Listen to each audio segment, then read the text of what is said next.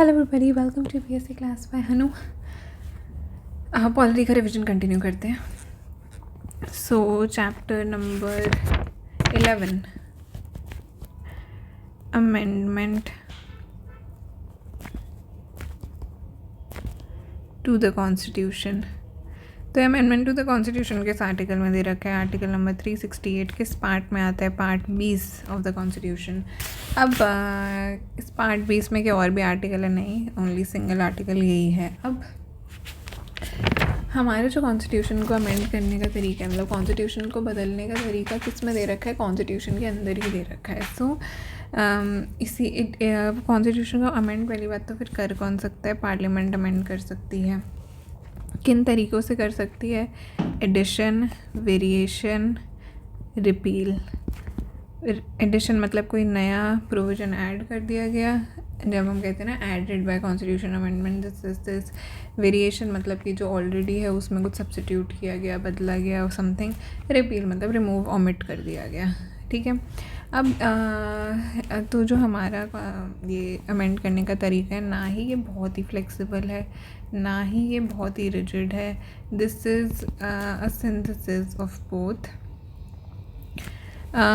तो इसके अंदर एंड अब जब भी हम अमेंडमेंट की बात कर रहे हैं तो एक बेसिक स्ट्रक्चर की तो बात आएगी ही, जिसको अमेंड नहीं कर सके। अमेंडमेंट से बहुत ही दूर है, इसका कोई रिश्ता नहीं है इन दोनों का। एंड प्रोसीजर फॉर अमेंडमेंट और ये सब किस में दे रखा है? आर्टिकल नंबर 368 में दे रखा है। तो आर्टिकल नंबर 368 में लिखा है कि notwithstanding anything written, notwithstanding anything in this constitution, parliament by way of variation, addition, repeal any provision of this constitution in accordance with the procedure laid in this article। और इसके अंदर amendment पहली बात तो अब इसके कुछ पॉइंटर्स पे आ जाते हैं। पहली बात तो अमेंड कौन कर सकता है? पार्लियामेंट। दूसरी बात, it can be introduced in either house. ऐसा हमें बाय नेचर लग सकता है कि सिर्फ लोकसभा में ही होगा, नहीं, ऐसा कुछ नहीं है।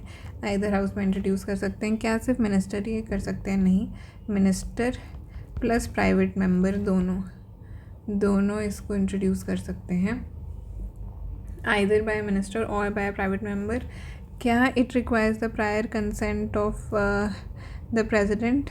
नहीं, it does not require the prior consent of president. लेकिन बाद में जाके इस पर प्रेसिडेंट जी के ऊपर दबाव है, ही शैल गिव हिज असेंट। तो उनसे पूछ के वैसे करा नहीं गया था, पर उनको अमेंड हाँ करना ही पड़ेगा।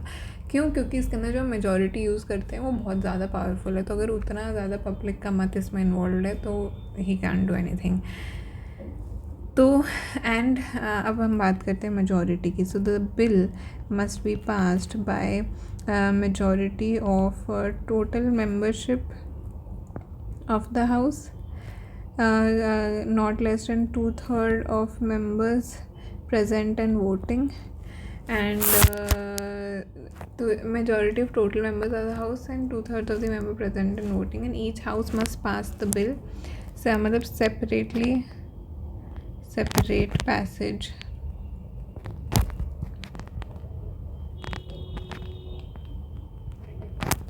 separate passage of the bill। And अगर कभी भी कोई डिसएग्रीमेंट है तो there is no provision of joint sitting. Joint sitting में वैसे कौन आते हैं? प्रेसिडेंट जी आते हैं। तो there is no, sorry, speaker जी उसको प्रिसाइड करते हैं। तो there is no provision of joint sitting. And अगर तो एक तो ये बात होगी। लेकिन अगर वहाँ पर कोई भी ऐसा प्रोविज़न है जिसके अंदर कोई फेडरल बात इम्पैक्ट हो रही है, प्रेसिडेंट से रिलेटेड कुछ बात है, 7th शेड्यूल से रिलेटेड कुछ बात है, हाई कोर्ट की पावर से रिलेटेड कुछ बात है, या फिर स्टेट के रिप्रेजेंटेशन से रिलेटेड कुछ बात है जो कि शेड्यूल 4 में दे रखा है, अगर इन मतलब distribution of seats in Rajya Sabha, अगर इन सब चीज़ों से रिलेटेड कुछ बातें हैं या GST से रिलेटेड कुछ बातें हैं, तो उन सब केसेस में जो है स्टेट्स का भी वो लगेगा रैटिफिकेशन। तो ratification of half of states अब जब वो ये रेटिफाई करते हैं तो उनको तो सिंपल मेजॉरिटी ही चाहिए, तो बाय डिफ़ॉल्ट हम सिंपल मेजॉरिटी ही मानते हैं कि जितने लोग हैं उनके में प्रेजेंट एंड वोटिंग उनकी मेजॉरिटी लगा दो। लेकिन इसमें बहुत अमेंडिंग का पावर थोड़ा मुश्किल बनाने के लिए, ये नहीं कि हर चीज़ ही अमेंड कर दी। तो total membership of the house, total membership का क्या मतलब है कि प्रेजेंट ये वैकेंसीज और एब्सेंटिज्म हटा दो।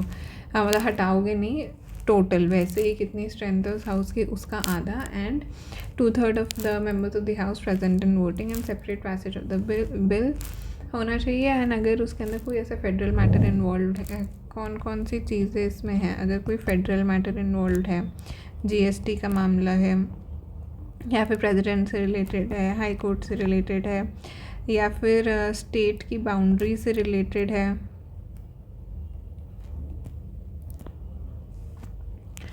तो या फिर 7 शेड्यूल से रिलेटेड है, 7 शेड्यूल की लिस्ट से रिलेटेड है, या फिर आर्टिकल 368 से रिलेटेड है, like power to amend the constitution itself. अगर उस आर्टिकल में ही आप कुछ बदलाव कर रहे हो तो आपको यूज़ करना पड़ेगा आर्टिकल 368, एंड उसके अंदर आएगा रैटिफिकेशन।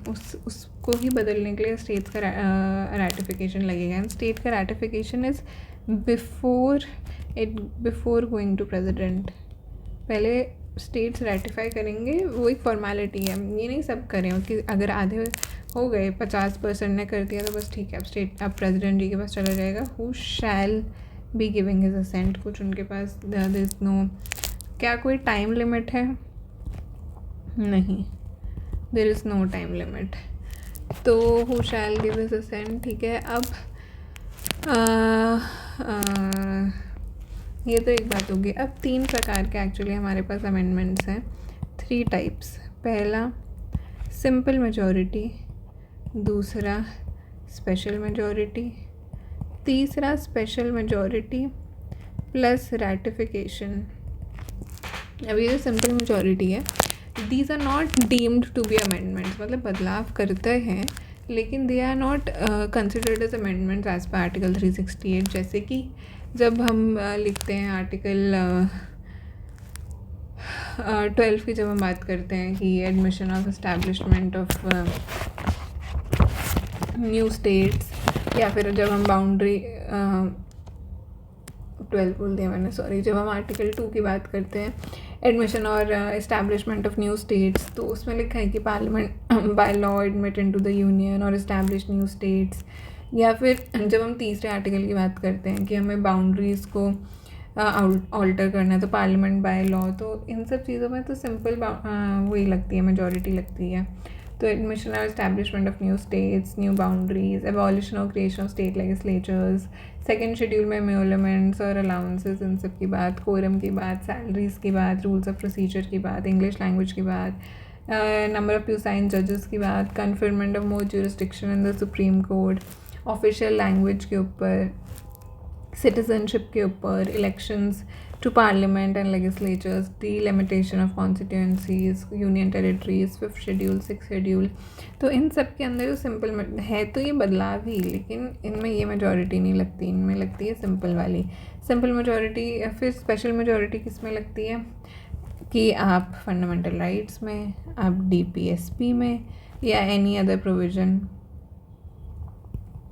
इनमें अगर आप कुछ भी बदलाव कर रहे हो तो उसमें तो यही होगा, स्पेशल मेजॉरिटी लगेगी।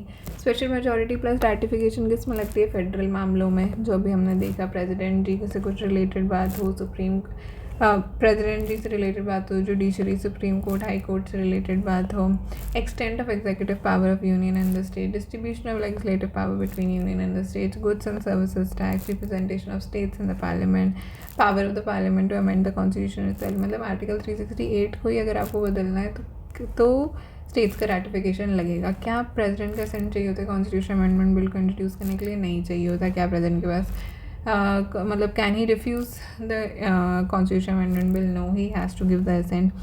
क्या प्रेसिडेंट के जाने के बाद स्टेट्स रैटिफाई करते हैं? नहीं, प्रेसिडेंट के पास जाने से पहले ही स्टेट्स को करना पड़ता है, फॉर्मेलिटी है, जैसे 50% ने कर दिया बस ठीक है, आगे चलो। अब जो ऐसी बाकी बातें हैं ना, जैसे rules of procedure, privileges, 7 schedule 6 schedule sorry हाँ 7 शेड्यूल में तो स्टेट्स का रैटिफिकेशन लगता है। अगर 6 शेड्यूल 5th शेड्यूल सिटीजनशिप या